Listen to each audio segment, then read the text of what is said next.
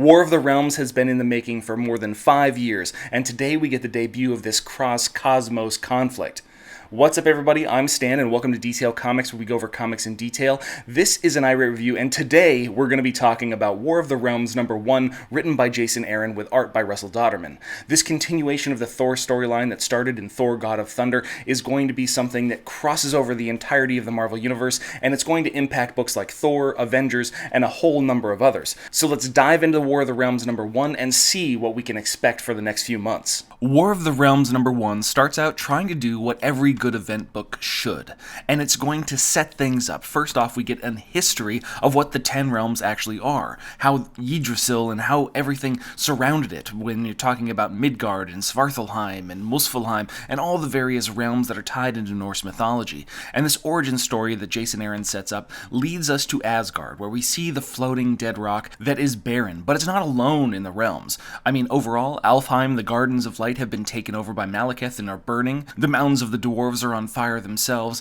The gods of the Vanir are now huddling in their ruined temples. And there's one other god that is currently sitting in a ruined throne, and that would happen to be Odin. On the other side of a broken rainbow bridge, he has no way of transporting himself to any other spot in the realms other than conjuring a whole host of his Odin force, but he sits there alone with no one to visit him, as Lady Freya has taken everyone to Midgard, and his son is no longer talking to him, especially after this knockdown, drag-out fight that they had a few issues ago inside Thor. And who comes to visit this All-Father in the night? Nothing but a group of Dark Elf assassins sent by Malekith, and while Odin fights off one of them, the other stabs him in the gut, and they proceed to just shank him over and over in this throne room that is abandoned.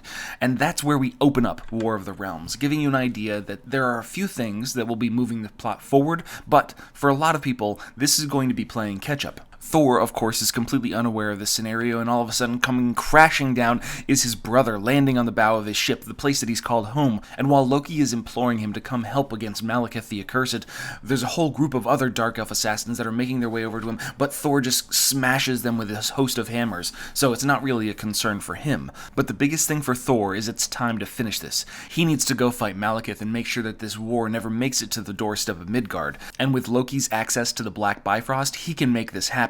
So while Thori is trying to warn him, is just like, Master, I don't necessarily think it's already too late, as Thor and Loki evaporate, leading us to Jotunheim, where the land of the frost giants is filled with adversaries, and Loki's guise is dropped, now revealing that it was Malekith all along. This was a setup. It was meant to take Thor off of the battlefield so that way he could not defend Midgard while Malekith begins his assault. And when we bounce over to the Midgard area known as the Bronx, we actually see a really good opening page for Spider-Man as he's kind of swinging through the city. He's talking about exactly what's been going on and how such a good day has been happening until the old Parker luck seems to kick in, and he finds a number of people fighting with swords atop a roof. And this is Lady Freya on top of this brownstone where she's been staying with Jane Foster and a number of other individuals from Asgard while taking care of Volstagg. So while Spider-Man helps out the best that he can, and you've got Sif and Hildegard and Jane making their way up to the top of the roof, a lot of information is downloaded because Spider-Man doesn't exactly understand what's going on, and he's serving as a character, a perceptive character for people that aren't necessarily aware of what's happening inside the War of the Realms. So after making your way through this page full of dialogue, you have a much better idea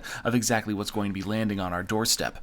Inside the Sanctum Sanctorum, Doctor Strange is making preparations. Daredevil hears about these interdimensional bells that are ringing, these alarms. Logan is sitting in a bar in Westchester, and he can feel it in his bones while the Punisher is ready to execute an individual that's wanted for murder, when all of a sudden you've got this opening of the Black Bifrost, frost giants, fire goblins, trolls, and angels all emerging and then wreaking havoc on the city of New York. And for these moments, while we're going through these pages by Russell Dodderman, which are just fantastic representations, great splashes, and really solid action, the execution of Frank Castle just shooting this guy in the face before jumping into danger on a frost giant is really cool. And then you've got Daredevil jumping into the fray, these angels trying to take out these helicopters, the interactions between Iron Man, Captain Marvel, and the rest of the Avengers as they show up on the scene, because Thor's a good dog and he knows exactly where to find his friends. This is really interesting because it doesn't necessarily move the story forward. It serves as a junction point so that way the stories that are being told in Thor and the stories being told in Avengers are all coinciding inside this War of the Realms, which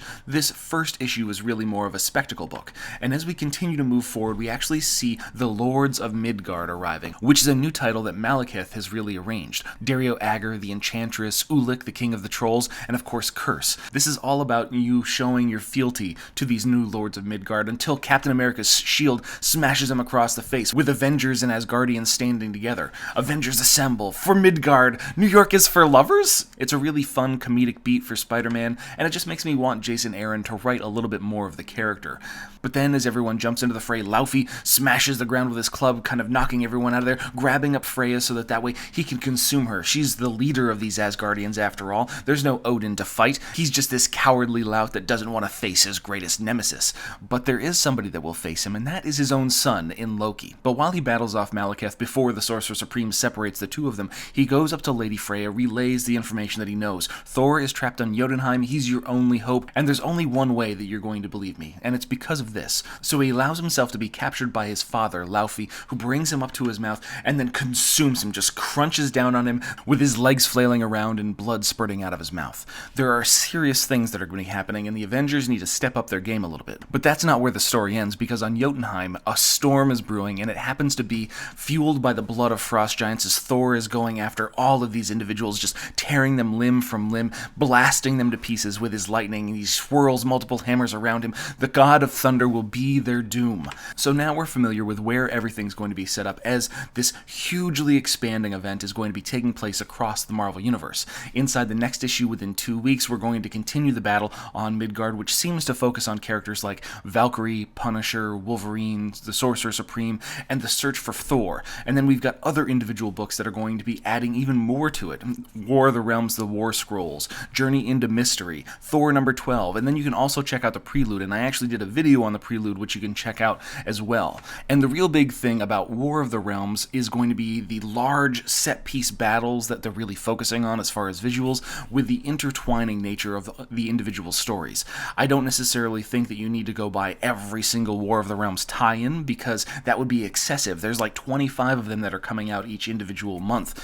But the big thing would be following along with Thor, Avengers, and War of the Realms, while dipping into something like War Scrolls if you really want to, since it's written by Jason Aaron. Journey into Mystery should be a really interesting story for a number of characters, but you can feel that Jason Aaron is trying to say something. It's just that he's having trouble because he's got to invite all these individuals that aren't familiar with Thor or the Avengers storyline that he's been writing for 5 years. He has to make them feel comfortable before landing all these punches, which is why the death of Odin was at the front for the impact, and the death of Loki, who has played such a key role in this storyline for so long, was towards the end. And then of course you can't fault Russell Dodderman. He does a fantastic job with the art, and some of the spectacle that he puts on the page is second to none. But I want to know what you guys think about War of the Realms, so hit me up in the comments down below and we can start that conversation.